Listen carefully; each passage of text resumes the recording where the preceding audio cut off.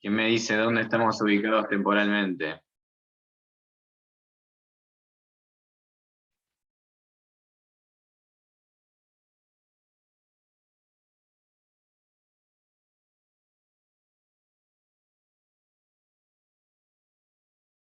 Arrancó complicado el martes, ¿eh? Complicadísimo.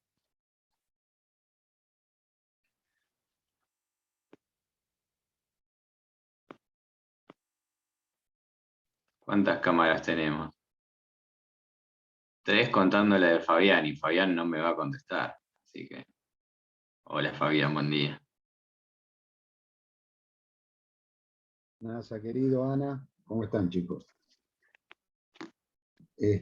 Estamos llegando a fin de año, entonces a veces, Sí. no sé, será el cansancio colectivo que hay, pero bueno, hay que acostumbrar y seguir para adelante.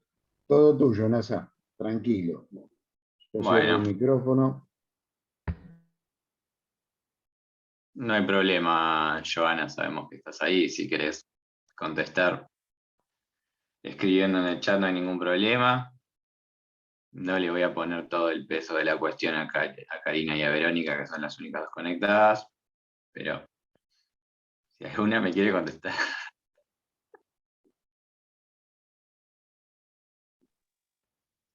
Si no entendí mal, lo que vos nos pedías era que nos ubicáramos contextualmente en la línea histórica, ¿verdad? ¿En qué lugar Claro. estábamos? Y estábamos, supuestamente, pues yo perdí la mitad de la clase la vez pasada, pues se me cayó internet, no tenía nada. Quedamos después de la batalla de Pavón, cuando asume Mitre el gobierno. Vendríamos a ver eso ahora, en este momento.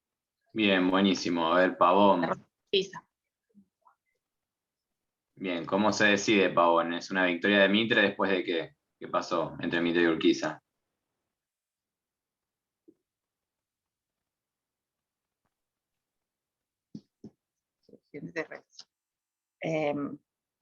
Se unifica la provincia de Buenos Aires, se unifica la Confederación. Queda integrada Buenos Aires a la Confe, ¿verdad? Y eso ya estaba pactado en el 59. bien. Lo que pasó después de la batalla de Pavón, después del pacto que tiene Urquiza con Mitre, o sea, los liberales empiezan a avanzar por sobre el territorio de la Confederación, y el único gobierno federal, por llamarlo de una manera, por haber pactado, termina siendo el de Entre Ríos, a manos de Urquiza. Eso. Bien. Bueno, ¿cuál era el objetivo de Mitre? Que habíamos hablado un poco en la clase anterior, en contraposición a las posiciones más radicales de los porteños y demás. ¿De reorganizar el país? Bien, ¿sobre qué? ¿Según qué? Que era algo que los porteños más radicalizados querían desconocer. El pacto, o un acuerdo por lo que dice acá, un acuerdo sellado en 1861. Bien, igualmente las posiciones más radicalizadas porteñas querían desconocer la Constitución. Exacto. Y el objetivo de Mitre era organizar una república sobre las instituciones y principios establecidos en la Constitución, pero sobre bases políticas propias. O sea, Mitre había llegado al lugar donde estaba gracias a Buenos Aires y no podía ir en contra de los intereses de Buenos Aires también si quería mantener su posición. Entonces armó como un híbrido entre las posiciones porteñas y su posición propia. Exactamente, respetar las bases de la Constitución, como dice Joana, respetando las bases de la Constitución, armando un Estado, una república y al mismo tiempo manteniendo la base de poder que tenía Buenos Aires. Bien. Si seguimos adelante, fíjense que hay un apartado en el texto que dice liberales y federales, donde caracteriza un poco a los federales y cuáles eran sus posiciones antagónicas, ¿no? Primero los unitarios y ahora los liberales, pero al mismo tiempo también dicen cosas que tienen en común estas dos posiciones. ¿Alguien que lo haya leído y me puede decir qué tienen en común tanto liberales como federales en cuanto a la organización de gobierno? Estamos hablando. ¿Qué es lo que nos marca el apartado?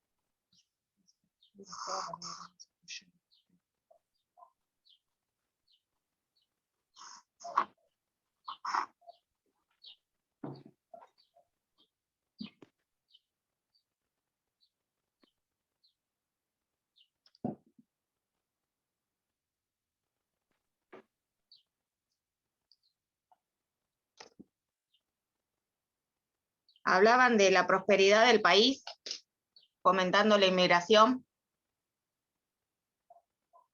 Bien. en lo que ambos coincidían. ¿Querés leer todo el párrafo ese? Dale. Para entonces, tanto federales como liberales coincidían en algunos puntos centrales, entre los cuales cabe destacar los principios plasmados en la Constitución. Esta no limitaba sus alcances a los derechos y garantías o a la forma de gobierno, sino que se explayaba respecto de la dirección a seguir para construir la prosperidad del país sobre la base del fomento de la inmigración, el progreso de la ilustración, la instrucción, la industria, los ferrocarriles, la colonización de las tierras y la importación de capitales extranjeros, entre otras medidas.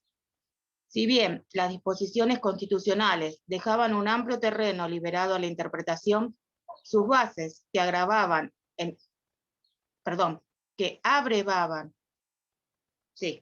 el legado del liberalismo no fueron objeto de disputa. Ello no impidió, sin embargo, que las dos constelaciones políticas predominantes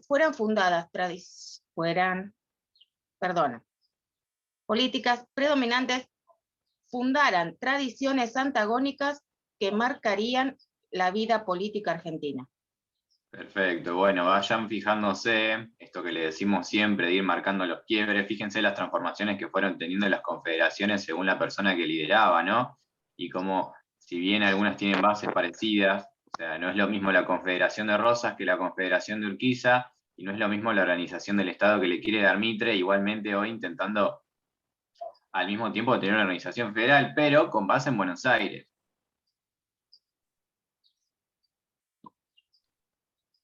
Perfecto, bien. Bueno, después habla un poco del avance de los liberales sobre los diferentes gobiernos de las provincias.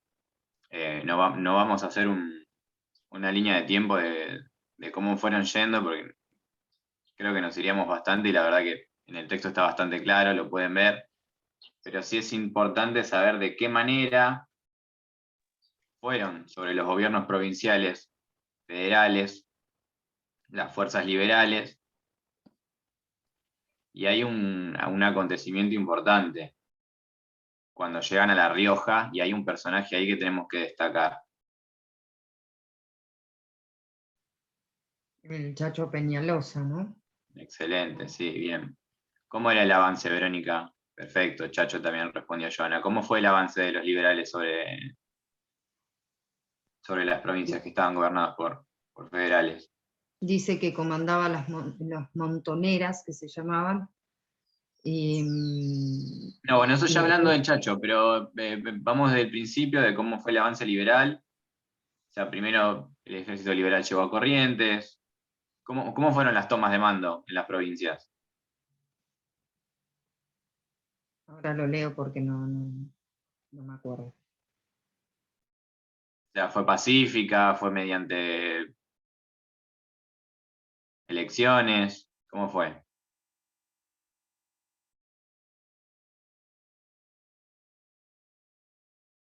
Mediante combates. O mediante... Claro, perfecto. Tomaron por la fuerza, con ayuda del gobierno del Ejército de Buenos Aires, todo el resto de las provincias.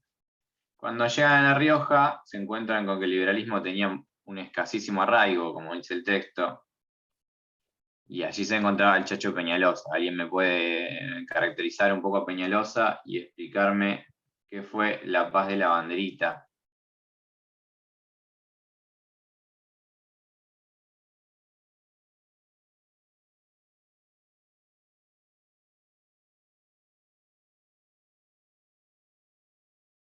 Y muy importante, qué es lo que pasa después del avance liberal sobre las provincias y que los terrenos y que las provincias estuvieran dominadas totalmente por liberales. Salvo cuál, que habíamos dicho.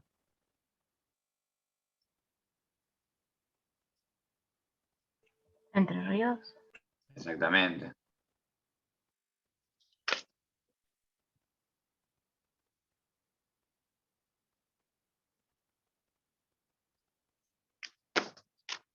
Bueno, el pacto, en La paz de la banderita era un pacto mediante el cual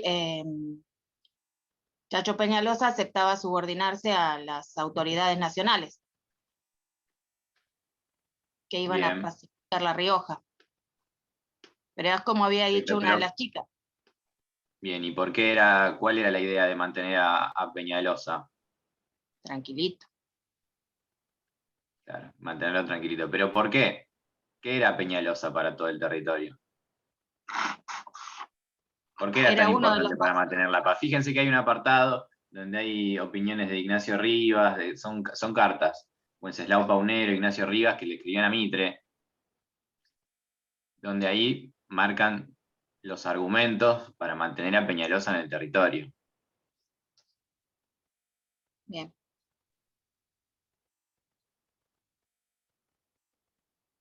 Bien, ¿y qué pasa después de la paz de la banderita?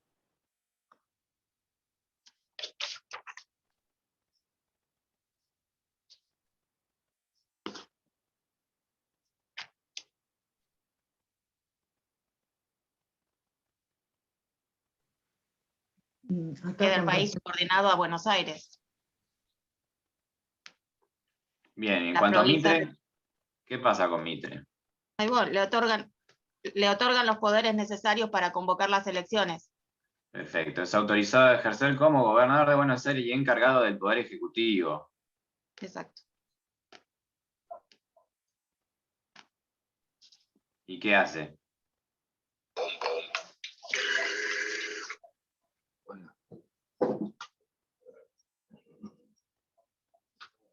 Llama a elecciones. Exactamente. ¿Elecciones para qué? Repetime. ¿Elecciones para qué? Para elegir presidente y vice.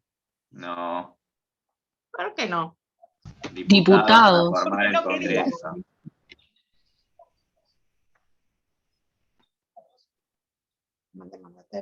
Perdón, Cari, que te estoy bombardeando tanto, pero Tenés si no es por vos, razón, la clase salté no ese me párrafo. sale dinámica.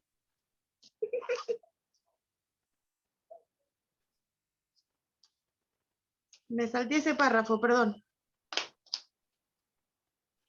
Después de la elección de diputados para el Congreso, ¿qué viene? Ahora sí. Los comicios de presidente y vice. Exactamente. Donde triunfa la fórmula. Mitre y Paz. Exactamente.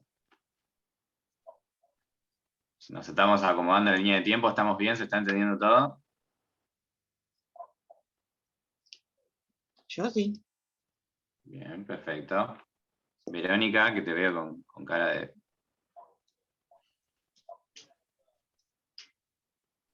No, es que yo no estuve en el taller anterior y no engancho igual, o sea, no lo puedo seguir, pero bueno, no importa. No, igualmente en el taller anterior vimos el contexto nada más, ¿eh? Tenés que fijarte que tenés que ubicarte. Post Pavón, ¿qué fue la batalla de Pavón? ¿Cómo se resolvió? ¿Quién triunfó? Mitre, por sobre Sí, sí. Urquiza, ¿cuáles fueron las condiciones del pacto? ¿Cómo avanza los liberales con el ejército porteño por sobre las provincias? Ujú. Ubicarlo, fijarse qué personalidades empiezan a emerger, ¿no? Viste que en un momento habla de, no sé si ya leíste el texto o lo estás siguiendo ahora, en un momento habla de Mendoza, la aparición de Sarmiento y demás, que también es importante destacarlo, que yo me olvidé de decirlo antes de hablar de Peñalosa, destacar cómo fue el conflicto en La Rioja, por qué querían mantener a Peñalosa, qué es la paz de la banderita, Bien.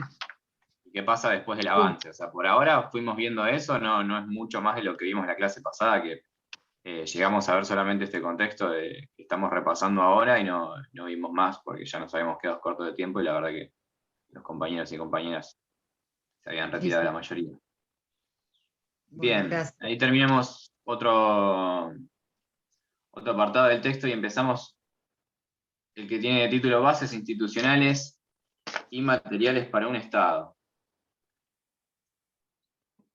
Bien. Que ahí tenemos que identificar la organización que le da el Estado a Mitre.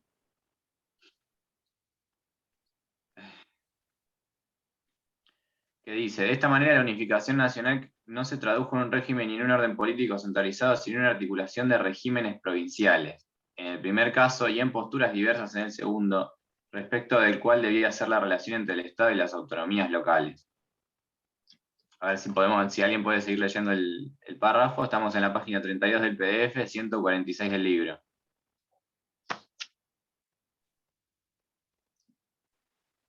¿Lo leo? Sí. En este contexto, durante el gobierno de Mitre, las disputas políticas estuvieron a la orden del día y llegaron a su máxima expresión de violencia durante la guerra contra el Paraguay. Esta situación no frenó, sin embargo, los trabajos pendientes a construir un aparato estatal, y si bien los conflictos armados restaron recursos, al mismo tiempo apuraron la consolidación de una organización militar que a su vez contribuyó a la afirmación del Estado.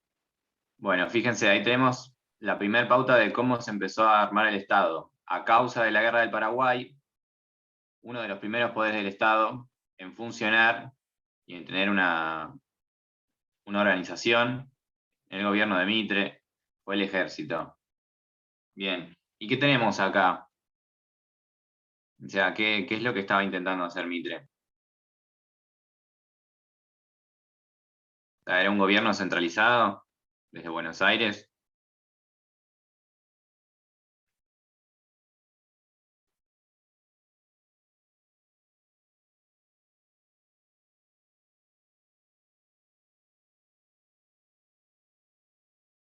No, porque No, según lo que bien. dice al principio es una articulación de regímenes provinciales.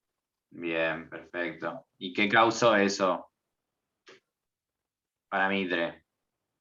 ¿Tensiones con quién? Con el resto con Buenos Aires y las provincias, como siempre. Con Buenos Aires. Bien, perfecto. Esta parte de la cortita.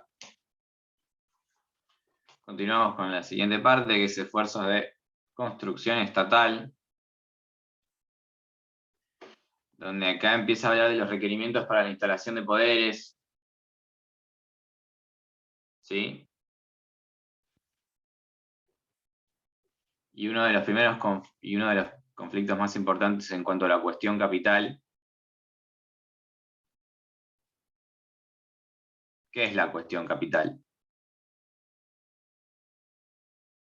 A ver si alguien me puede contestar. El problema de residencia de la capital, de donde tendría que residir el presidente con todos los Bien, poderes. ¿cuál era el conflicto? Si yo te digo que me expliques cuál es el conflicto en la cuestión capital. Que Buenos ¿Cuál es la Aires no idea? quería. ¿Cuál es la resistencia?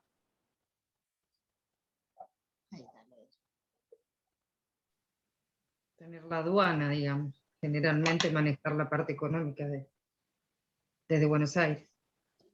Que Buenos Aires no quería cederla. No. Bien, perfecto. Se quería federalizar Buenos Aires y nombrar la capital de la República. Uh-huh. Y por una cuestión de recursos, más que nada para protección de la aduana. Perfecto, y no quería perder su hegemonía, dice Eugenia. Bien. Plantea una oposición a la idea. ¿Y cómo se resuelve el tema de la residencia?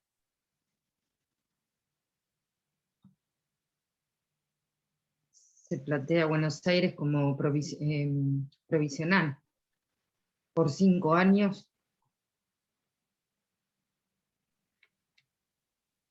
Primero hay una ley que federalizaba por 3 años todo el territorio de la provincia, pero ¿a quién le correspondía aprobar o no esa ley?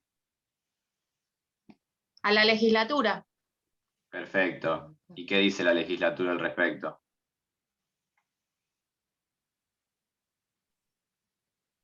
La rechaza y hace una contrapropuesta de declarar a Buenos Aires como residencia temporaria. Bien, perfecto.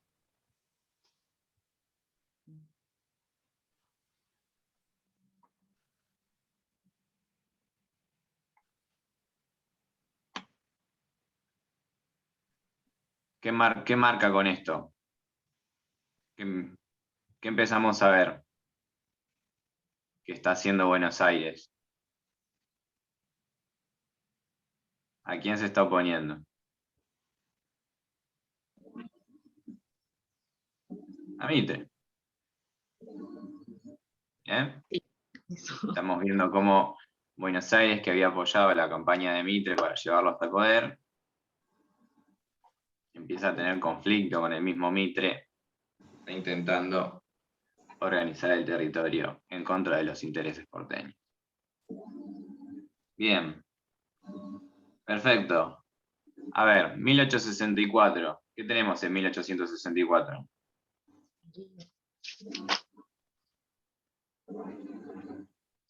Se inaugura el Congreso.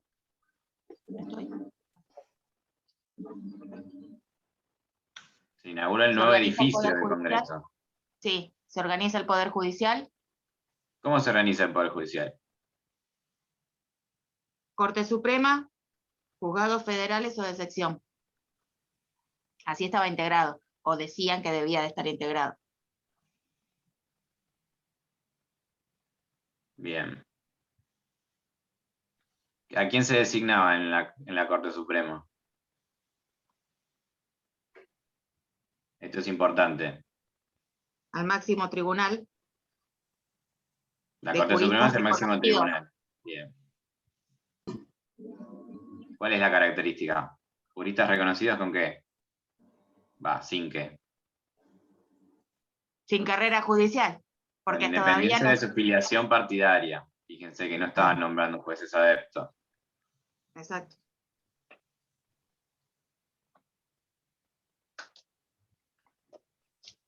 ¿Para qué? Fíjense. Dice, al fin de asegurar la independencia del Poder Judicial respecto del Ejecutivo, un ideal que algunos defendían, en la Corte se designó a figuras no vinculadas con el partido gobernante, incluidas algunas que habían pasado por el gobierno de la Confederación o por el de Valentín Alsina. Este intento de prescindencia partidaria encontró poco eco en las provincias donde los nuevos jueces federales o de sección, con frecuencia, fueron designados por sus simpatías partidarias con las administraciones de turno. Fíjense, el Poder Judicial a nivel nacional estaba intentando conformarse de manera independiente del poder de turno que ejercía Mitre para hacerlo independiente del Poder Ejecutivo, y se estaban nombrando jueces con independencia de su filiación partidaria, ¿no? Pero en cambio en las provincias sucedía otra cosa. ¿Y por quiénes estaban gobernadas las provincias? Por los afiliados al mismo, llámese partido político o bandería política en este caso, Que eran... los que estaban en el poder. Pero me tenés que contestar. ¿Quién está en el poder? Lo dijimos Ah, al te digo principio. El avance tiene... Después del Pavón, ¿quién avanzó sobre las provincias? Así. Los federales. No, ¿cómo los No, los federales? Sí, no. liberales. Ah, ¿Eh? O sea, supuestamente el que dice que el que acá nombre es Alsina. Supuestamente.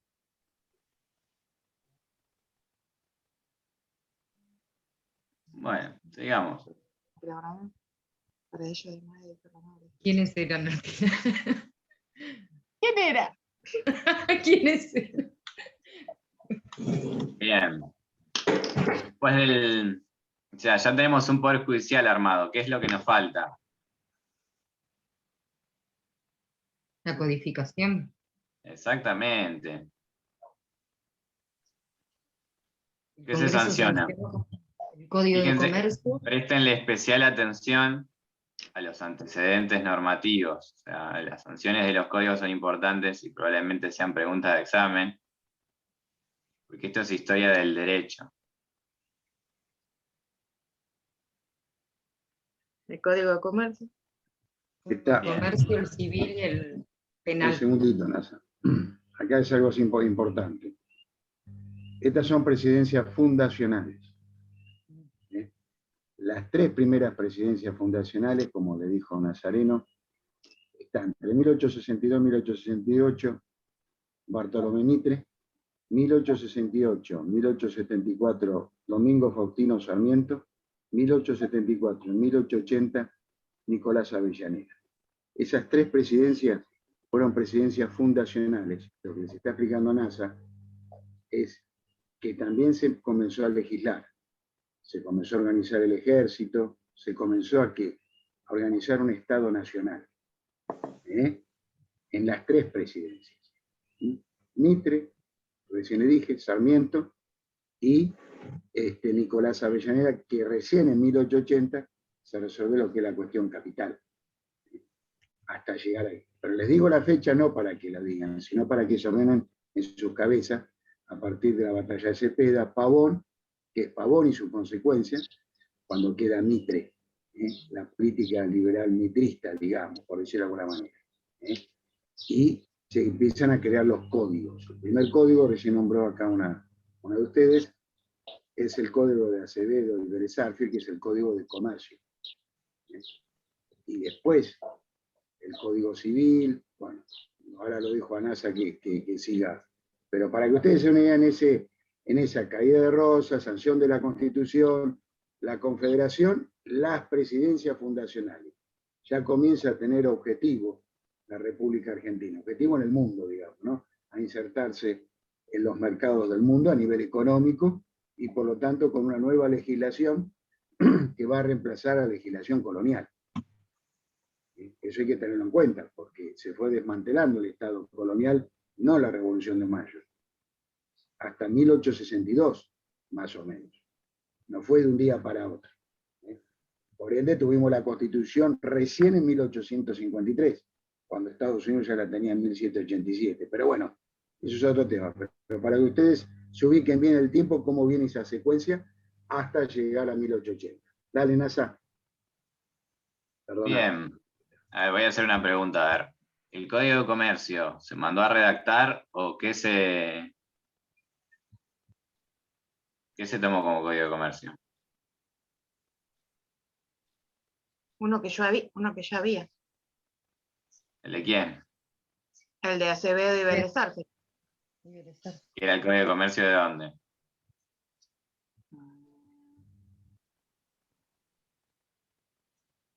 ¿Y qué? En la provincia de Buenos Aires. Exactamente, el Código de Comercio de Buenos Aires. Y se mandó a redactar a Vélez Arfield el Código Civil y a Carlos Tejedor el Código Penal. Pero bien, si seguimos un poco adelante en el texto, fíjense que el párrafo empieza: si los códigos podían esperar, el ordenamiento fiscal, en cambio, era una necesidad inmediata. Si tienen leído el texto, vamos a dar una mirada sobre el ordenamiento fiscal y cuáles fueron las consecuencias, ¿no?, de este ordenamiento fiscal que tenía el gobierno mitrista.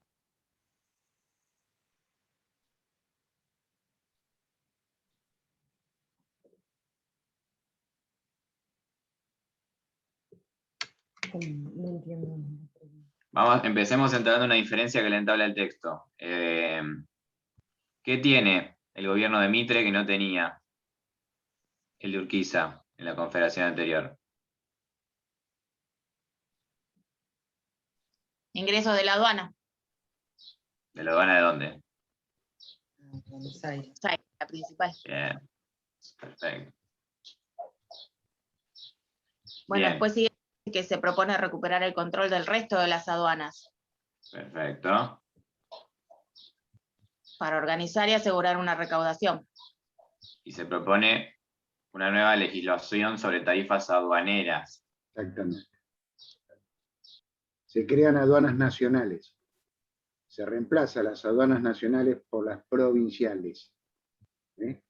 Por eso es más liberal. Lo que les está diciendo NASA, que es cierto, las trabas comienzan a desmantelarse. Entonces se crean aduanas nacionales por la Constitución Nacional. No importa el artículo, después lo van a ver en derecho constitucional o en teoría constitucional.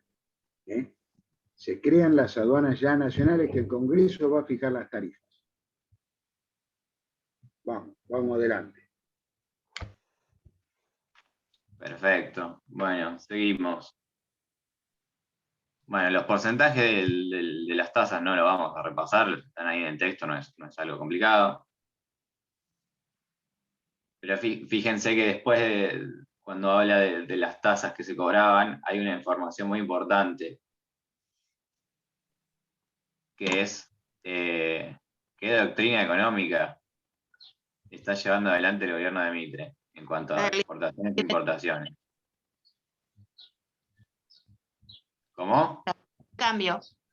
Exacto, perfecto. Una doctrina librecambista. Por ende, ¿qué quedaba desprotegido? La producción local. Bien, perfecto. Bien. Perfecto. Sigue hablando de qué pasa con las rentas y qué pasa con los egresos nacionales. Las rentas A nacionales causa de la teoría, a causa del libre cambio. las rentas nacionales se duplican y se abaratan los bienes de consumo. Bien. Los sea que hay egresos. Aumento de la población.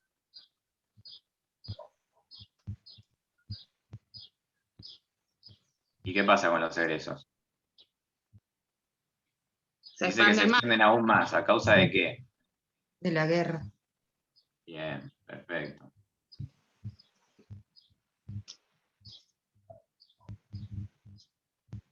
¿Y de qué se hace cargo el gobierno de Mitre? De las deudas heredadas de la Confederación y de Buenos Aires. Exactamente.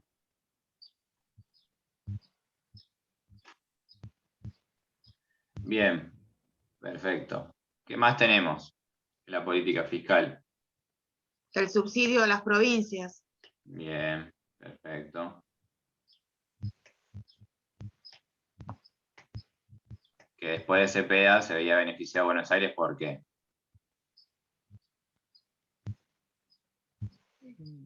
Por el presupuesto de ser Buenos Aires la capital.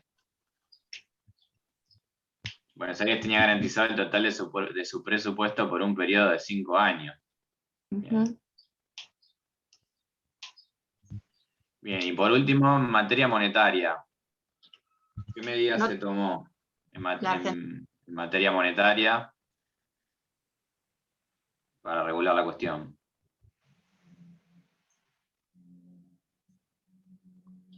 Buenos Aires, al no tener moneda, o la Argentina no tenía una moneda única, sino que estaba con las monedas de plata y de oro, ¿verdad? Entonces, se le propone nacionalizar el banco. Perfecto. Y también ahí hay otras discrepancias y demás con las dirigencias. O sea, con la división interna del territorio teníamos muchas monedas circulando. Pero no una única. Y sino había que varias. unificarlo. Exacto. Para ver cuál era el sistema de cambio entre una moneda y otra y sus valores. Mitre propone nacionalizar el Banco de la provincia de Buenos Aires para convertirlo en papel moneda de alcance nacional.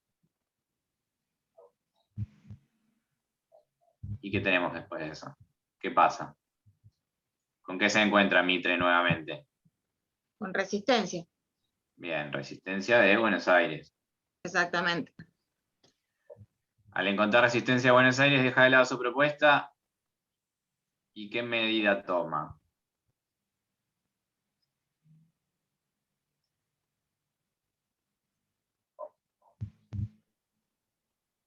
Crea lo que él denomina el peso fuerte. Bien, perfecto. Excelente. Fíjense, la última parte, la relación entre el peso fuerte y los pesos moneda corriente de las monedas provinciales fluctuaba según la oferta y la demanda en el mercado. Política liberal.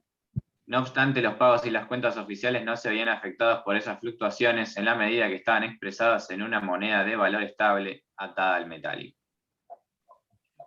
Bien, perfecto. ¿Nos quedó claro entonces? Política fiscal, organización del Poder Judicial, primeras legislaciones de fondo. Bien, ¿quedó claro? Perfecto. Bueno, seguimos con el siguiente apartado, que es el imperativo del progreso. que acá hay algo muy importante. Hay algo importantísimo, que es la creación de ¿qué?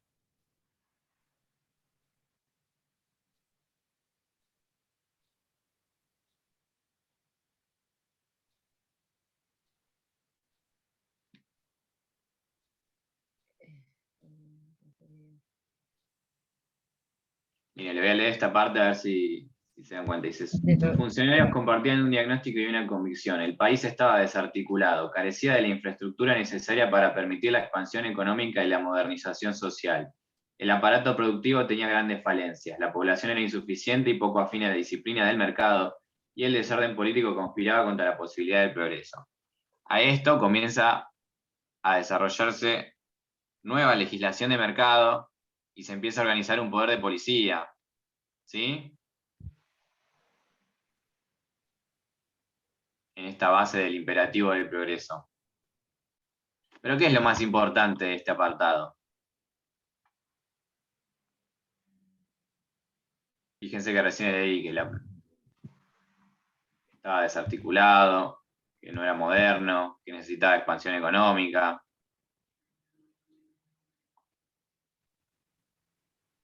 Una administración central, un poder nacional para garantizar el progreso. Una unificación. Bien. ¿Y qué se crea a partir de esa idea? O sea, tenemos legislación de mercado y poder de policía para controlar a la gente. ¿Qué dijo Giovanna que no llegué a leerla?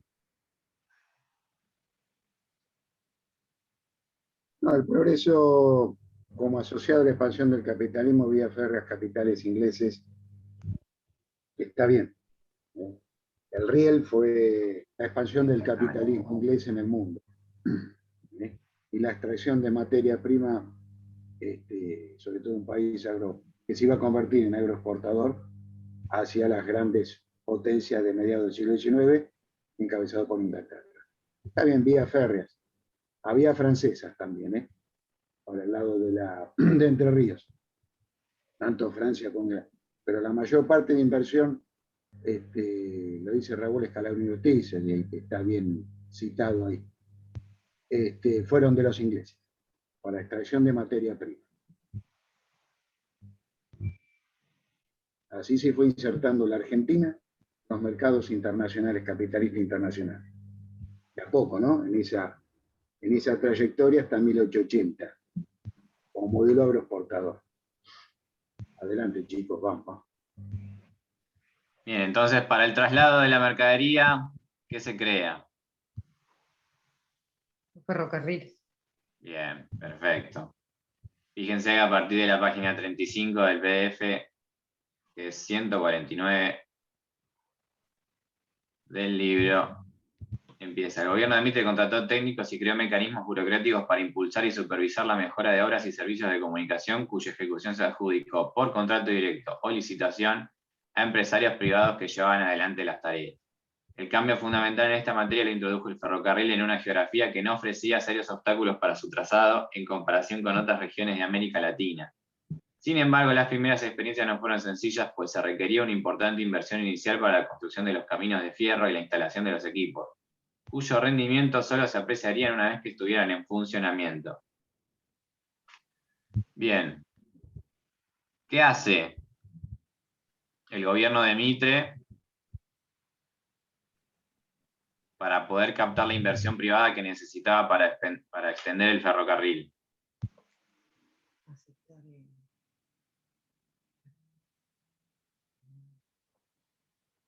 Fíjense que después del párrafo que leí, habla de los riesgos de la operación.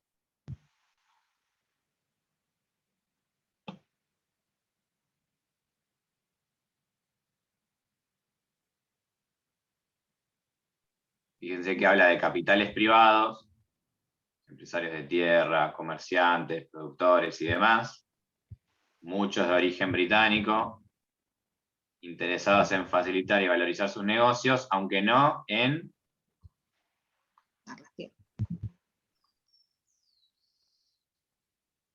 ¿Cómo? dar las tierras. Tenían que ceder las tierras. No, los capitales privados no querían arriesgar su capital. Sí, porque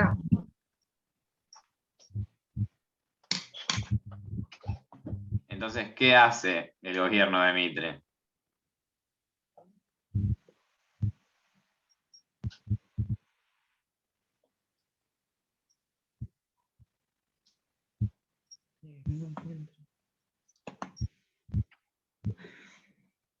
Ofrece garantías.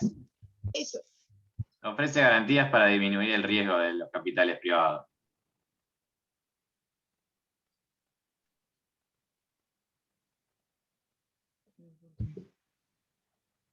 ¿Está? ¿Estamos bien?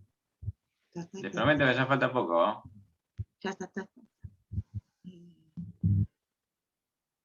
No encuentro lo de garantías. ¿Qué garantías daba?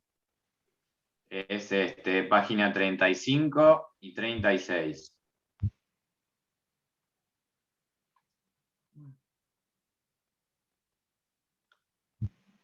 La 149 del libro. Fíjense, el Estado provincial igualmente tuvo que ofrecer una garantía del 7% anual de ganancias sobre el capital invertido, lo que significaba que si la compañía obtenía menos de ese porcentaje recibiría compensación estatal.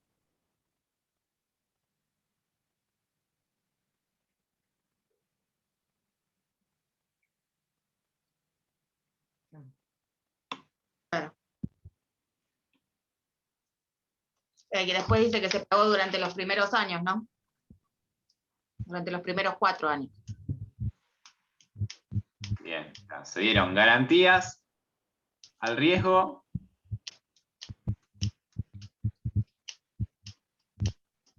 y concesión de qué?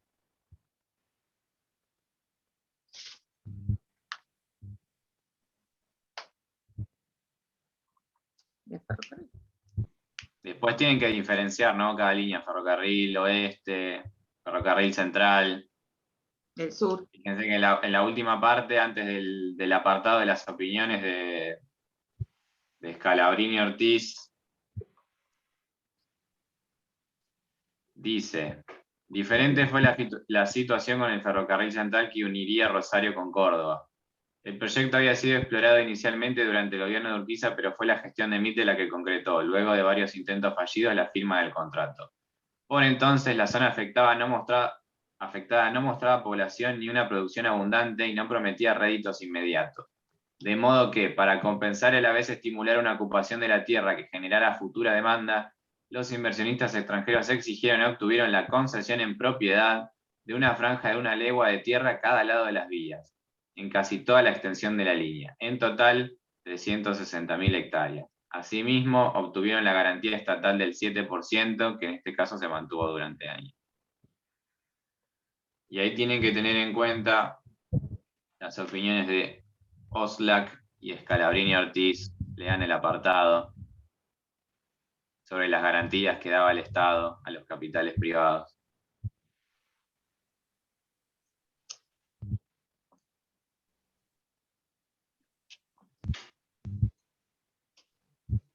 ¿Estamos bien?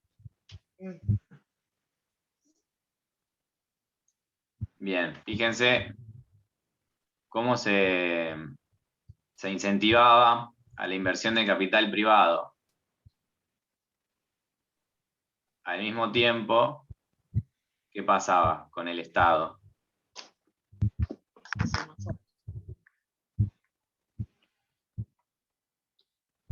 ¿Qué pasa con la inversión directa del Estado?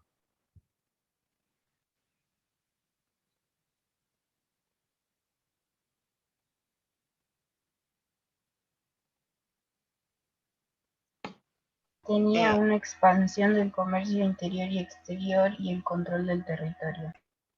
No, pero esto va más por una controversia. Fíjense, si se incentivaban los capitales privados, ¿a qué se oponía A la economía producción liberal? nacional, ¿Cómo? al fomento de la producción nacional. Claro, la inversión directa de fondos estatales en actividades empresarias fue en cambio más controvertida, dice el texto. Así, la propiedad estatal del Ferrocarril del Oeste, la propuesta de Mitre, ya fuera de la presidencia, para que la provincia de Buenos Aires se ocupara de construir y administrar el puerto, encontraron resistencia en varios diarios de la capital y notoriamente en la pluma de José Hernández, quien desde el Río de la Plata argumentaba con firmeza en contra de los gobiernos empresarios.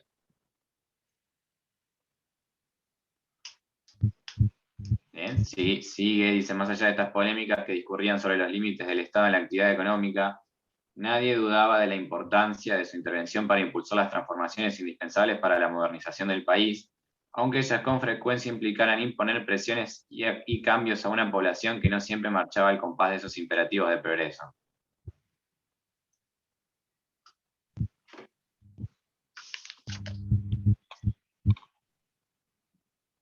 Bien, ¿quedó claro? Sí. Expansión del ferrocarril, legislación de mercado y poder de policía, asunción de los riesgos del capital privado por parte del Estado, ¿sí? Tasas de devolución, concesión de tierras, importante las opiniones de Scalabrini, Ortiz y de Oslac, y la resistencia a un Estado empresario, como decía José Hernández. Son las cosas que tienen que tener en cuenta de este apartado, ¿sí? Perfecto. Bueno, seguimos con producción y comercio.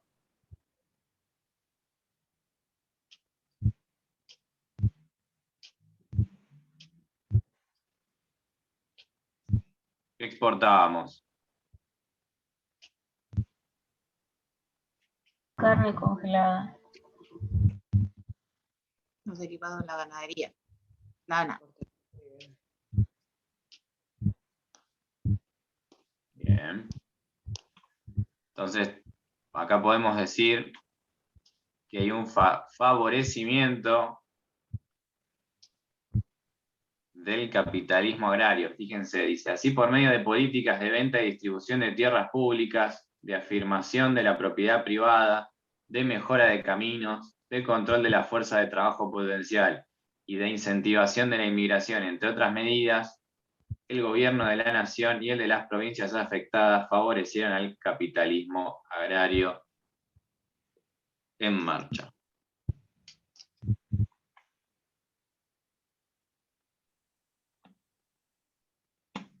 Bien, entonces, ¿qué tomamos como base fundamental para, fíjense, lo estoy leyendo del texto? Base fundamental para que la Argentina se insertara en el mercado internacional. Perfecto, Joana, modelo agroexportador primario. Eso.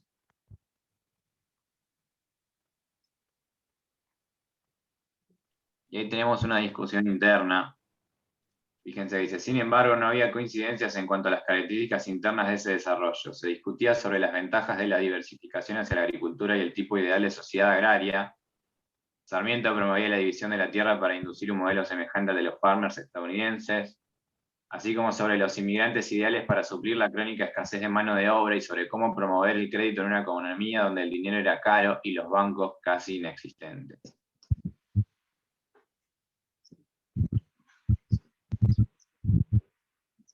Perfecto. Bien, y acá hay una división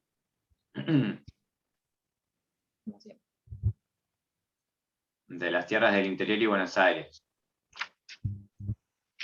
O sea, teníamos un polo económico donde se desarrollaba la agricultura y la ganadería para exportación.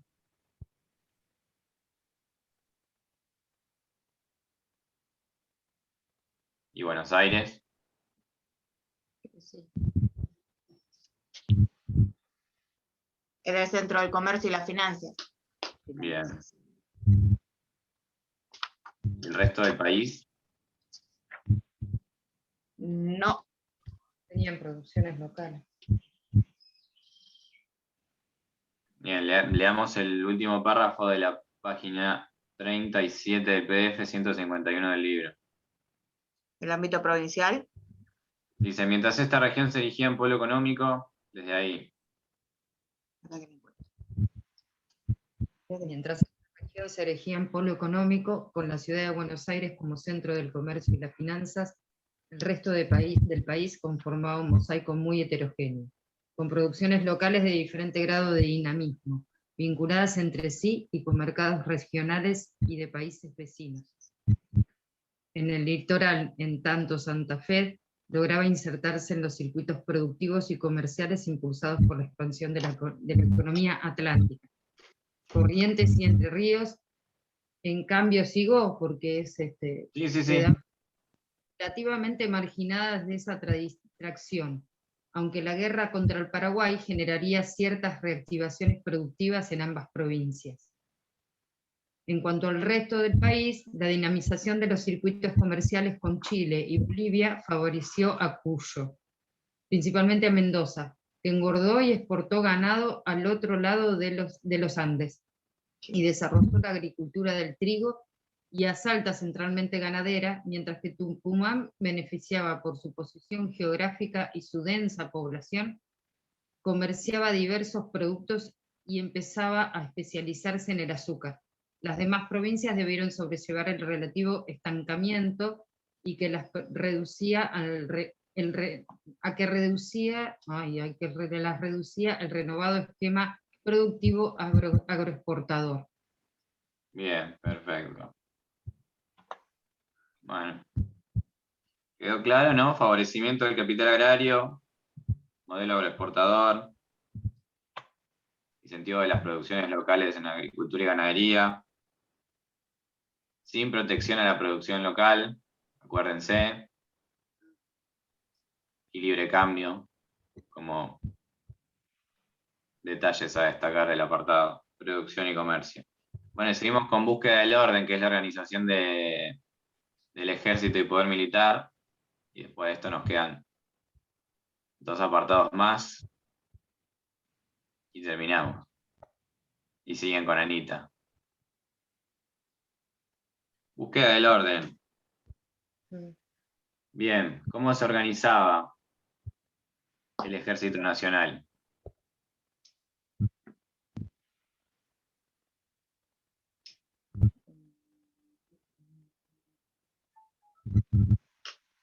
O sea, empecemos Bueno, el ejército... ¿Por qué Mitre fortalece la capacidad del ejército? ¿Qué es lo que crea? ¿Y cómo se compone el Ejército Nacional? Empecemos por ahí. Qué mal. Ministerio de Guerra. Para doblegar cualquier intento de sublevación. Bien, perfecto. Crea el Ministerio de Guerra y de Marina. Bien. ¿Y qué más?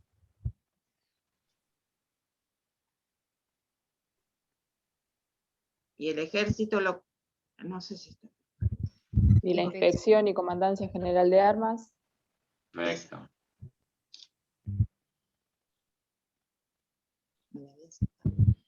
Bueno, y el Ejército Nacional compuesto por el Ejército de Línea y la Guardia Nacional, que eran los profesionales por un lado, y después la Guardia Nacional eran los...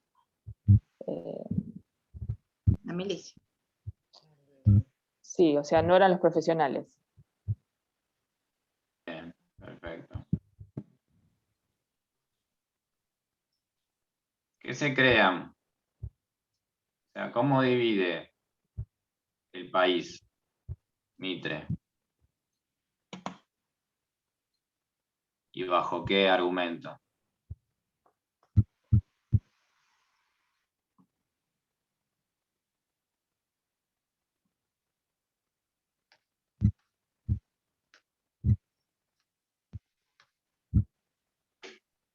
Lo dividió en regiones para tener un Bien. control de las fronteras.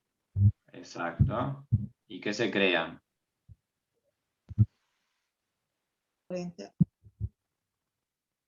Bueno, estableció 6 comandancias en jefe. Perfecto. Fijan las comandancias militares. Y 4 ubicadas en la provincia de Buenos Aires y 2 en el interior.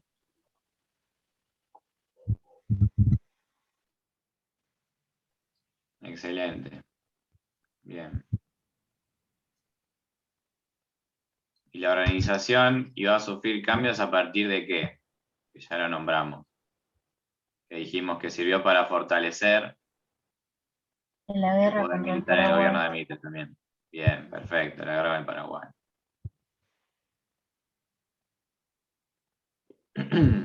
Sí, bueno. Bien. Por último, para destacar, habla de la composición de las montoneras. ¿Alguien me puede decir qué eran las montoneras?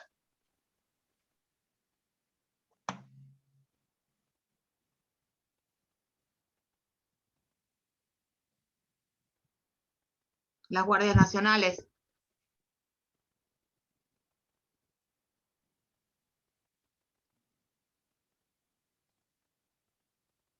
Eran soldados o tropas. ¿Estoy abierta? Sí. ¿Estas montoneras eran las mismas que define Peñalosa? Sí. Fíjense que hay un apartado que dice: la organización de Era las una montoneras era similar al de las milicias provinciales que desde 1853 se llamaban guardias nacionales.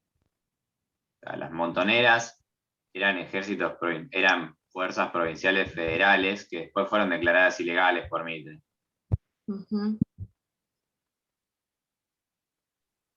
sea, no eran parte del ejército, pero fíjense, los montoneros se autodenominaban soldados o tropas y el líder de una montonera se refería a sus seguidores como sus militares. Una caracterización también compartida por quienes no participaban en las rebeliones.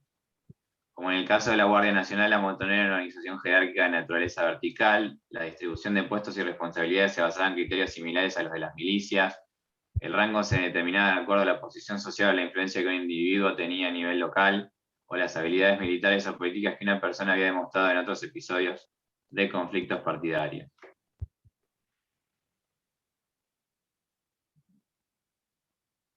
Bien.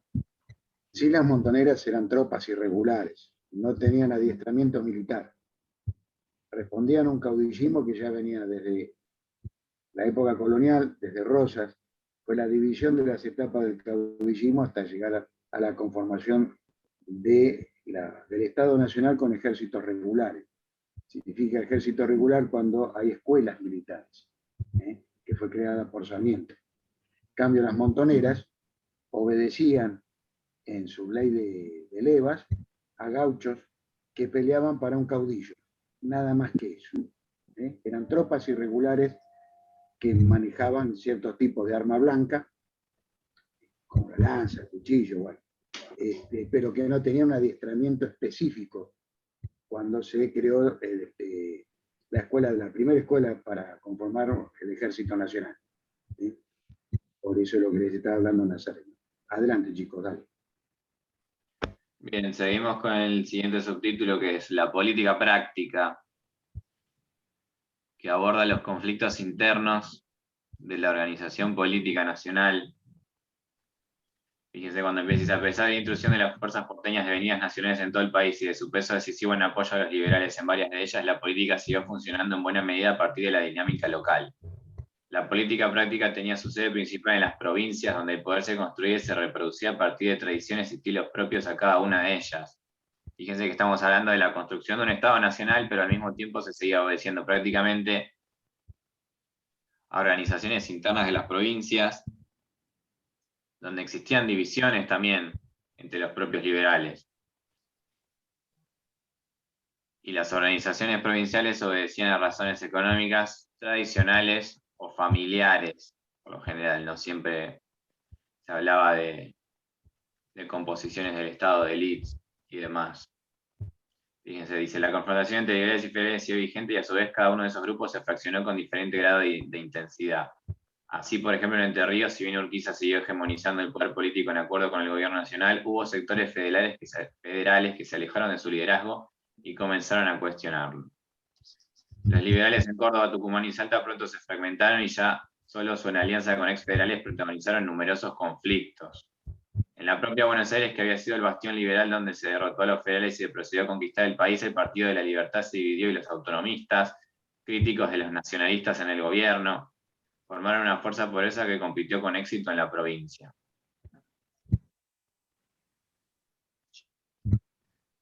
Todas estas divisiones internas, estos conflictos internos, ¿dónde se resolvían?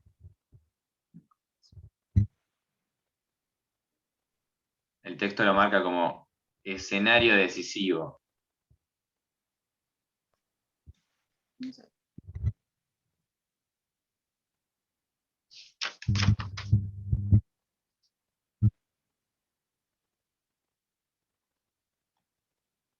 Página 40, último párrafo.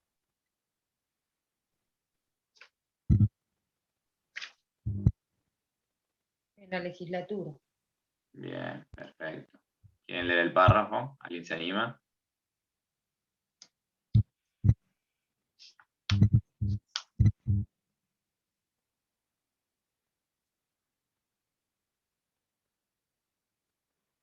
Bien.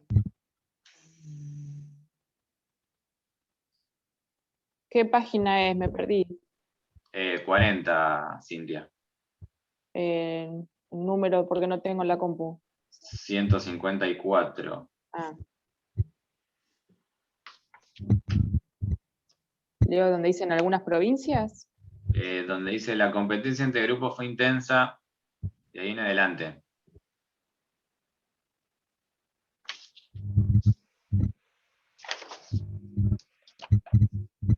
O sea, la fotocopia está marcada como La 121. 154, la página del libro es 121. Ay, sí, ahí está. La competencia entre grupos fue intensa y se dio en el marco provisto por instrumentos institucionales y mecanismos informales. La legislatura era un escenario decisivo, tanto porque esa instancia recuperó su protagonismo luego de Caseros, como porque allí se votaban los senadores nacionales y se designaba en casi todos los casos el gobernador. Este ya no podía concentrar facultades extraordinarias, como en el pasado, ni optar por la reelección, pero todavía tenía en sus manos importantes resortes del poder. Aún en las condiciones de estrechez presupuestaria de la mayoría de las provincias, el Ejecutivo disponía de los fondos para mantener el aparato de la administración local, así como de los que el Gobierno Nacional enviaba en carácter de subsidios y para gastos especiales, en particular los militares. Además designaba y controlaba a los funcionarios de diferente rango, como jueces de paz, comisarios, alcaldes y otros empleados de oficinas públicas. Bien, perfecto. Entonces, escenario decisivo a la legislatura. Ya tenemos en claro cuáles eran las facultades del Ejecutivo. Ya no podía detentar facultades extraordinarias y demás. Y el último párrafo del apartado habla sobre las provincias de Santa Fe, Entre Ríos y más tarde Córdoba. Se crea la figura de qué. Del jefe político. Bien, perfecto. Importante la figura del jefe político. ¿Qué era el jefe político?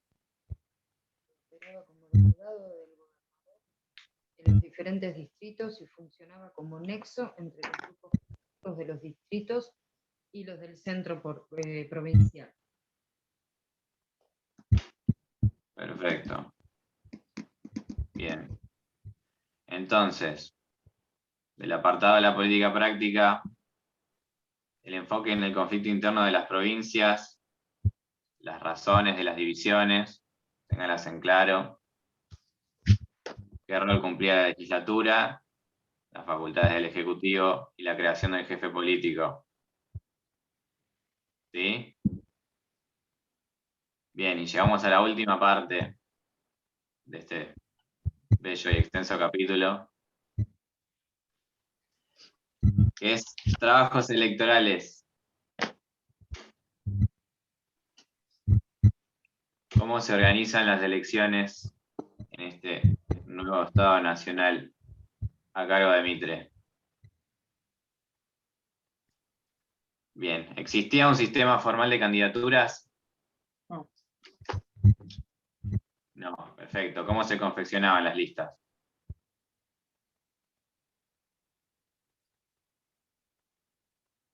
En manos de las dirigencias. Los candidatos eran por negociaciones de las personas más fuertes de cada grupo. Bien, perfecto. Y después dice que en esa etapa de negociaciones podían ser listas únicas. Bien, perfecto. Bueno, ¿quiénes podían votar? Los hombres Bien, adultos. sufragio masculino nacidos. universal habilitado para votar a todos los hombres adultos. ¿En qué condición? Nacidos o naturalizados. Bien. Pero no era obligatorio. Bien, perfecto. Me robaste la pregunta. Muy bien. Anticipada. Muy poca participación. Bien. ¿Eran concurridas las elecciones? No. ¿No? ¿De qué sectores provenían? Fluctuaba mucho la cantidad de votantes. Al no ser obligatorias, no todos se presentaban. Bien, Pero perfecto. eran de la proporción minoritaria de la población. Eso estabas preguntando Bien. vos. Y de la gente que iba a votar, ¿de qué clase social y ocupacional provenían? Peones, jornaleros, trabajadores. Dicen, con una mayoría perteneciente a las clases trabajadoras, y ahí nombra diferentes oficios. Dice, y también participaban en menor medida profesionales, en particular abogados, militares, estudiantes, algunos hacendados y propietarios rurales. Ujú. Bien. Fíjense que acá hay algo muy importante, que es la aparición de los grupos electorales. ¿Qué son los grupos electorales? ¿Cómo operan?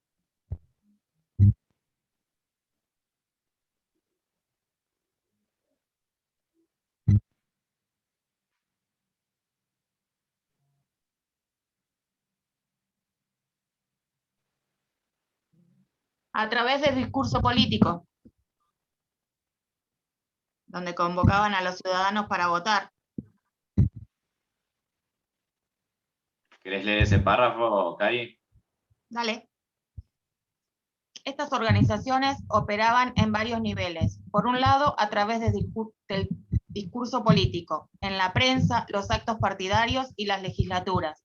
Convocaban a los ciudadanos para votar y por otro, creaban mecanismos concretos de producción de sufragio, que incluían desde el control de los pasos previos al acto electoral hasta los comicios y su convalidación o impugnación posterior. Funcionaban como estructuras de tipo piramidal, con un avance amplio de militantes y sucesivas capas de caudillos o dirigentes que culminaban en los referentes políticos más destacados. Los dirigentes intermedios eran los encargados de redactar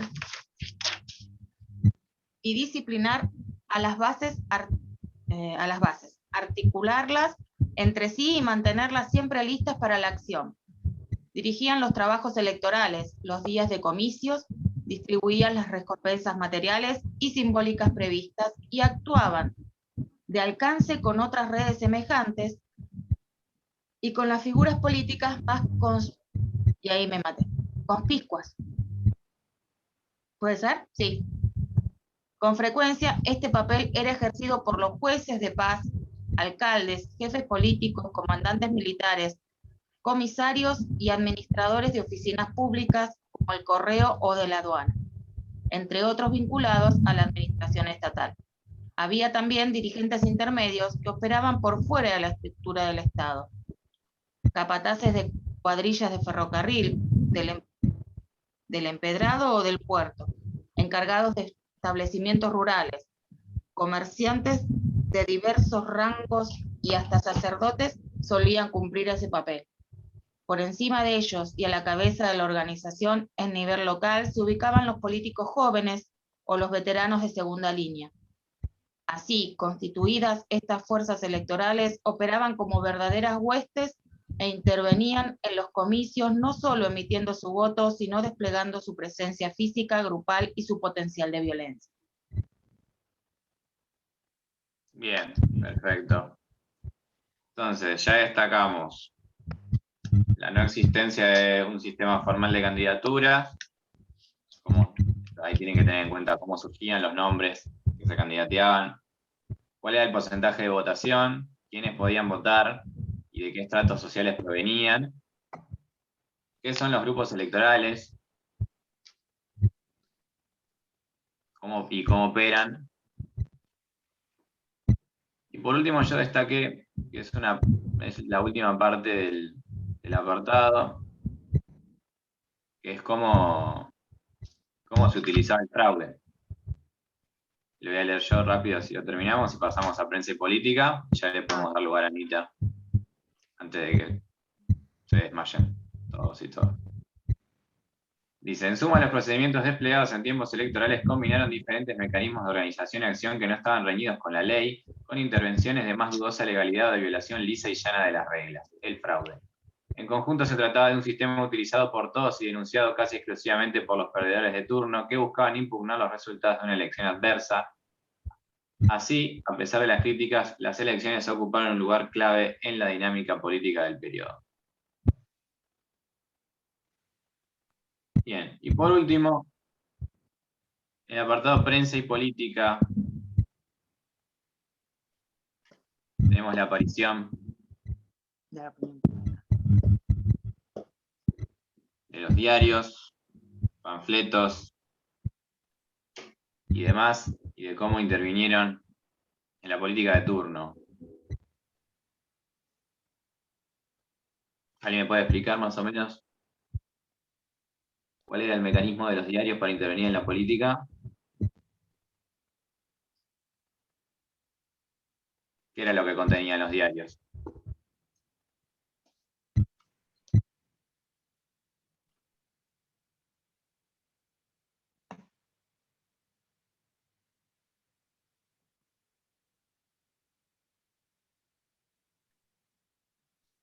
Tenían varios enfoques. ¿Cuáles? Unos eran partidarios del gobierno, otros eran satíricos, otros eran un momento, me perdí ahora yo. Oficialistas, el otro estaba confrontaban sus opiniones entre sí. Y había además un periódico gubernamental. Bien, perfecto. Fíjense que dice, en sus páginas se desplegaba el discurso de personajes y grupos partidarios y tenía lugar el diálogo y la discusión entre ellos. Los dirigentes y los aspirantes a hacerlo solían escribir en los periódicos y así su palabra, incluso su imagen en retratos o caricaturas, llegaban a sectores más amplios que los involucrados en las altas esferas de la política.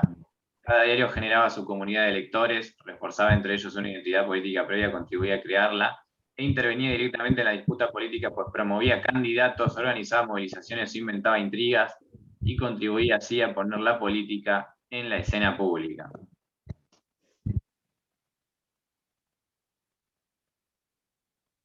Bien, perfecto. No varió mucho.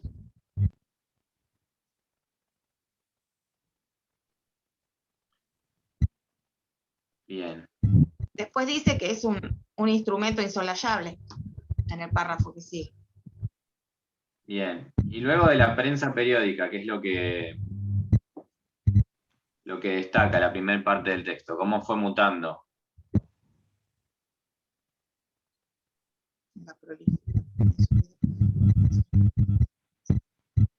¿Qué se fueron creando? Otras publicaciones con otros orígenes, dice, con otras aspiraciones, periódicos comerciales, científicos, literarios, colectividades extranjeras, grupos artesanos y de asociaciones diversas. ¿Me le podrías repetir que justo se me cortó el audio porque me llamaron?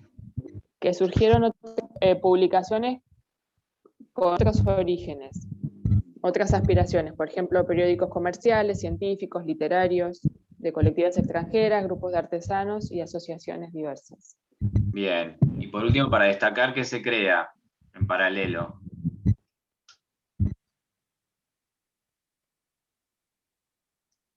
Las asociaciones civiles. La opinión pública como consecuencia política. Va más por el lado de Karina, dice, la expansión de este movimiento en el terreno de la prensa fue paralelo al surgimiento y la expansión de las asociaciones civiles que, como las sociedades de ayuda mutua establecidas por las colectividades de inmigrantes o las de promoción de las letras y la ciencia, comenzaron a formar una densa trama cívica que tuvo, inicialmente en Buenos Aires, un papel relevante en la creación de una opinión pública con consecuencias políticas y de una esfera de acción colectiva donde ahora circulaban nuevas opiniones y se expresaban intereses diversos.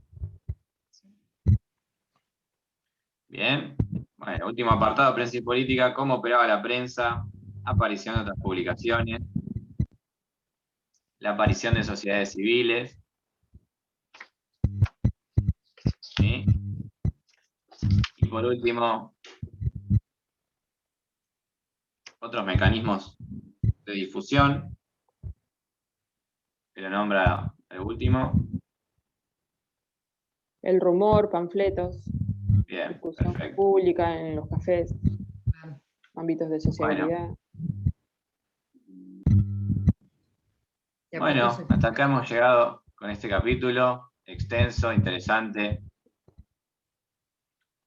Tiene muchas cosas para remarcar, fíjense que después de cada párrafo fuimos remarcando todo lo importante. Léanlo, reléanlo. ¿Sí?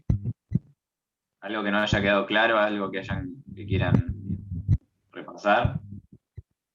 Alguna parte que no hayan entendido. Bien, bueno. Continuamos con el capítulo de Anita. Bueno, Anita. bueno, les prometo que ya es el último. Vamos a arrancar de un modelo de Estado desde la 269 hasta la 286. Bien. Ahora, yo lo que estaba pensando recién mientras hablaba NASA, porque ya viendo que son las 11 y casi 10, yo lo que pensaba es, bueno, cambiar un poco lo que tenía planeado para ahora, pero sí me interesaría que en estos, no sé, 10 minutitos que quedan, podamos identificar son los temas centrales que ustedes después pueden ir rellenando con la lectura, porque en realidad este capítulo, a diferencia de los dos anteriores que estamos viendo, es un poco más sencillo de leer y se hace un poco más ameno porque también es más corto. Así que a mí me parece que para analizarlo, o lo que a mí me funcionó, es saber que hay tres, digamos, ejes centrales que la autora analiza. Primero, nos va a dar lo que sería un contexto de cómo estaba el país a fines de 1870. Ese va a ser el primer eje que hay que analizar. El segundo es la revolución que se produce en Buenos Aires y cómo es que se van dando los acontecimientos de esa confrontación que se genera. Y después, el tercer eje va a ser las consecuencias que trae el desenlace de esta confrontación, sobre todo en dos cuestiones que habían quedado pendientes para terminar por fin de consolidar lo que es el Estado Nacional. Habíamos preparado un análisis bastante así para preguntarles y analizar cada parte del texto, pero me parece que dado el poco tiempo de cada eje, vamos a analizar lo que a mí me parece que es lo más importante, las preguntas que yo tenía pensadas para ustedes. El primero que habíamos hablado entonces es ese contexto de fines de 1870. Está bueno después también poder leer el primer párrafo introductorio del capítulo, que ya nos deja un poco preparados para lo que viene. Pero mi pregunta es, ya en la página 269, o sea, cuando ni bien arranca el capítulo, a ver si ustedes pueden identificar cuál era la situación del país hacia fines de 1870, porque íbamos tratando de hacer un orden en cuanto a diferentes aspectos. Entonces, si quieren, para ir haciendo lo más ordenado, les digo. En lo económico, a fines de 1870, ¿cómo estábamos?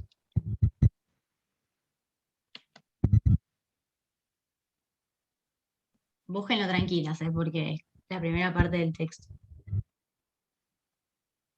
Había sido superada la crisis económica. Bien, perfecto. Entonces, en lo económico tenemos eso como importante. En cuanto a política exterior,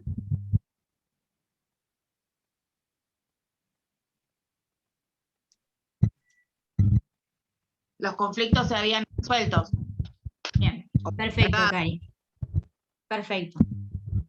Ahora, en una cuestión institucional. Hubo conciliación entre los partidos. Claro, bueno, sí, eso podemos ponerlo como político, pero sí. Institucional me refiero más a una cuestión de organización del Estado, de esas cosas que ya estuvimos medio analizando con NASA recién. Estaba más definida la organización, porque Claro, logró un mayor control sobre el espacio que reclamaba como nacional. perfecto, perfecto, por esta extensión en las comunicaciones y Sí. también por esa ocupación de los territorios que quedaban en disputa. Y además que vemos, y acá la autora lo señala, cómo también se van instalando las distintas instituciones a lo largo del país. Se empieza como a expandir un poco toda la cuestión institucional. En el campo militar,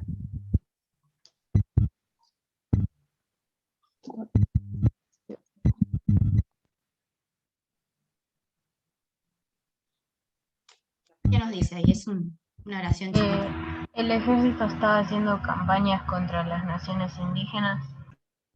Bien, y una cuestión aparte. Podemos decir que había, digamos, una concentración en lo que tendría que ser el gobierno nacional del ejército, o todavía las provincias tenían algún tipo de soberanía sobre el ejército. Hay una cuestión ahí que va a ser importante en este capítulo. No, si no se los digo, no pasa nada. Bueno, acá en lo militar, lo que la autora Cari Dice que tenían una cierta soberanía sobre los ejércitos. sobre las guardias nacionales. Esto es importante porque ahora después lo vamos a ver al final del capítulo, vamos a ver qué pasa con esto. Es central esa cuestión en todo el desarrollo de este último capítulo. Y por último, ya para cerrar, en lo fiscal, digamos que seguía todavía la soberanía estatal dependiendo de lo que era el poder económico de la provincia de Buenos Aires y de su banco, todo lo que ya analizamos recién. Bueno, de acá, de esta primera cuestión del contexto, me interesa esto, y también que ustedes puedan leer, no es difícil, pero la autora hace como un desarrollo de todo lo que es cómo el tablero político estaba cambiando en esa época, cómo se empezaban a reorganizar los partidos políticos, y lo central acá es entender que el Partido Autonomista Nacional se reorganiza, pero ¿qué pasa? Se dividen, digamos, las aguas, y hay un sector que va a apoyar para la candidatura a presidente a Roca, y otro que va a apoyar a Tejedor. Y acá es donde comienza el problema. Me interesa que cuando lean esta parte del contexto hagan foco en eso, hagan foco en las distintas posiciones y quién apoyaba a cada uno. Y pasando a lo que es la segunda parte de la cuestión de este capítulo, es la revolución que se produce en Buenos Aires. Y acá hay la pregunta que más me interesa que podamos desarrollar un poco, es en qué frentes se desarrollaba esta confrontación. Y acá ya estamos en la 276, más o menos. A ver. Alguien que lo busco, porque ya estamos haciendo como abuelo de pájaro el capítulo. Bien, sí, el título arranca en la 273, hay 274, 275.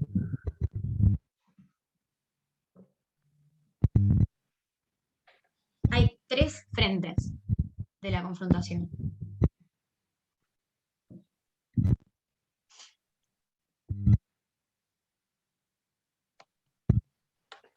En las elecciones, la opinión pública y la movilización armada. Bien, perfecto, es eso. Y a ver si podemos más o menos ahondar un poquito en cada una de ellas, a ver qué es lo importante. Sobre todo en las elecciones, qué es lo que pasaba.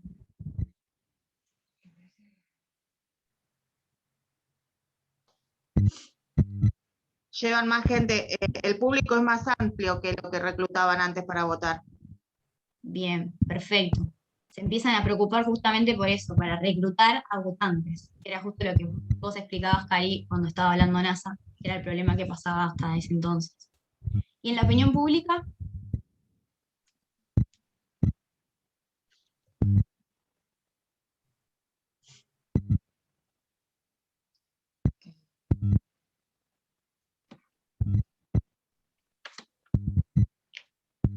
Seguían. Claro, miren, acá está, en la última parte del 274, lo que se desarrolla un poquito en el texto es cómo la prensa pasa a ser un actor central.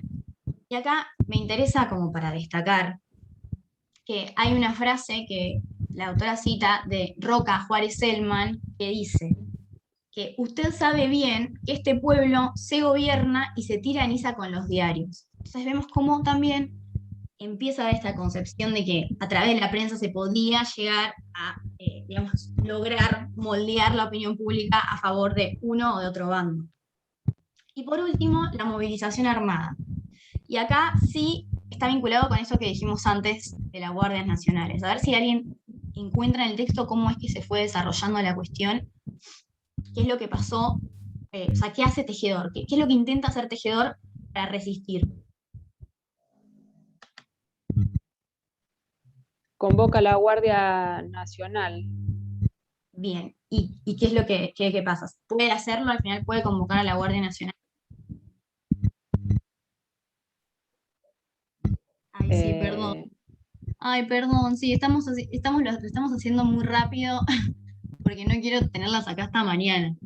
Pero ahora cualquier cosa, si no, yo si querés después, Joana, te mando, si querés te doy mi teléfono y te mando los ejes que estuvimos tratando, porque estamos tratando de identificar solo las ideas centrales para que después ustedes puedan ir rellenándolas con el texto. Digo porque somos, no sé, somos 10 personas y ya nos pasamos de hora. Sí, Cintia, seguías hablando, perdón. No, lo que Tejedor preparó, bueno, el gobierno nacional lo suspendió las medidas de Tejedor. Claro, perfecto. Y frente a esa, digamos, posición del gobierno nacional, ¿cuál es la salida que encuentra Tejedor para poder igualmente resistir? Convocaron a los ciudadanos. Bien, genial. De manera voluntaria. Bien, entonces acá vemos también, y vamos como volviendo a ver siempre que, no sé si se dan cuenta que siempre caemos y siempre analizamos la participación que tienen los ciudadanos de Buenos Aires. Y acá leo un parrafito solamente a modo de ilustración, que dice que cientos y miles de hombres respondieron al llamado y se unieron a las sociedades de tiro. Los batallones replicaban el modelo de las milicias. Se reclutaban por barrios y se entrenaba regularmente con el armamento distribuido por el gobierno provincial o comprado con fondos recaudados entre la población. Entonces, la ciudad entera estaba literalmente en armas. Bien. Ahora, esto es lo importante que desarrolla el tema sobre los frentes, y después algo también que es importante analizar, pero que no van a tener complejidades porque está todo comprimido en el apartado de la página 281, que ahí se nos explica un poco cómo fue el desenlace de esta confrontación. Entonces acá van a ver, y se los nombro a modo de punteo, que bueno, Roca finalmente gana las elecciones, confirma su hegemonía entonces en el resto del país. Dale, perfecto, Joana, genial. Dale, yo ahora después me comunico. Después que se reúnen Tejedor y Roca en un intento de lograr la paz en el Tigre.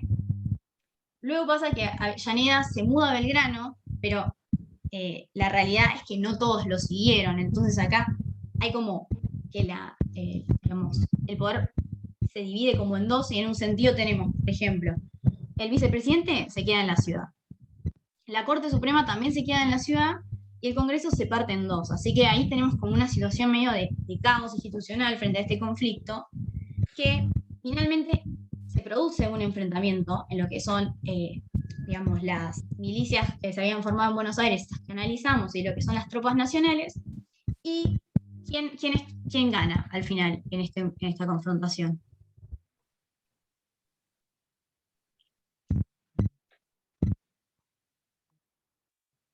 ¿Gana Tejedor con Buenos Aires o prevalece Roca y el resto del país?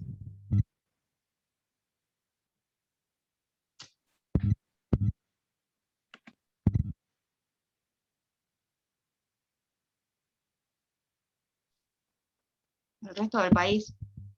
Bien, perfecto. Entonces, Buenos Aires derrotada. Y ahora pasamos ya a lo que es ese tercer eje de análisis, que son las consecuencias que este desenlace trae. Y esto también lo vemos desde lo que es, ahí me fijo, la página 200, en la página 282 ya arranca. ¿Qué dos cuestiones se ponen en la agenda de los vencedores?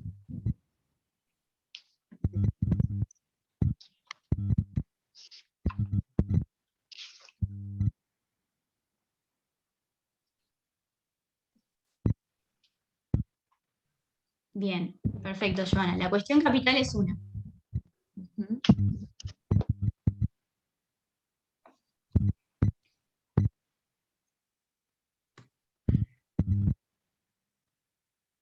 Bien.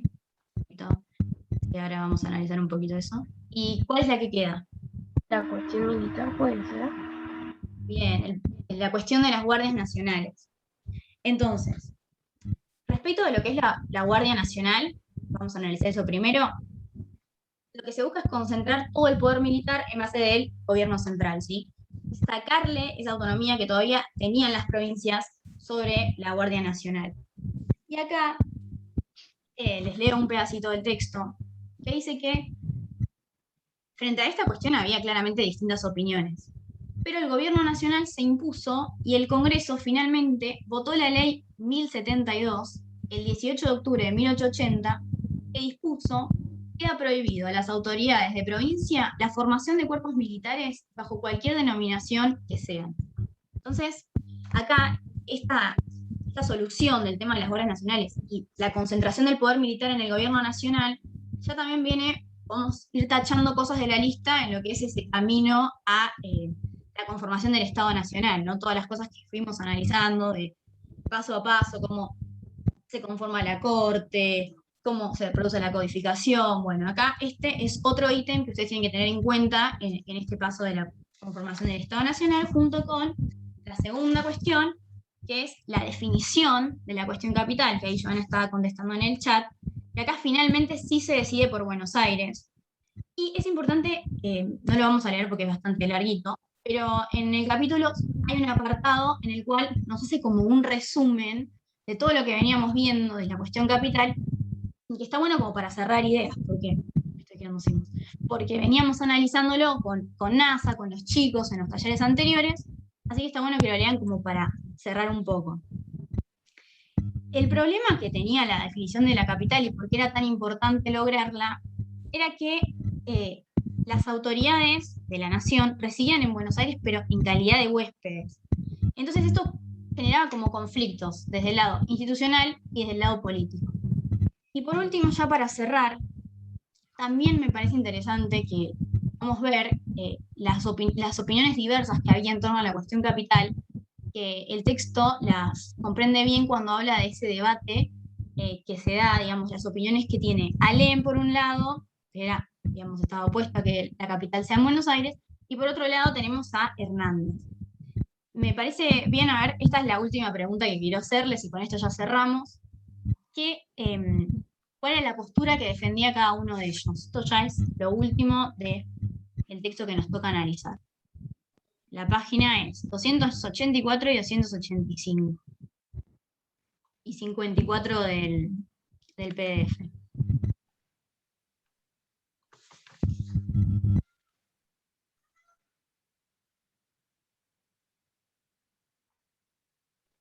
Alem creo que decía que, bueno, la autoridad nacional tiene autoridad para elegir donde quiera.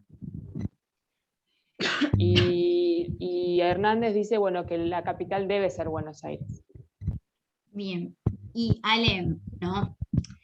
¿En qué fundaba esta? Porque Alem se opone claramente, dice eso que vos decías, Cintia, pero hay una cuestión que por ahí es más ideológica en el sentido de la idea que tenía Alem como de país.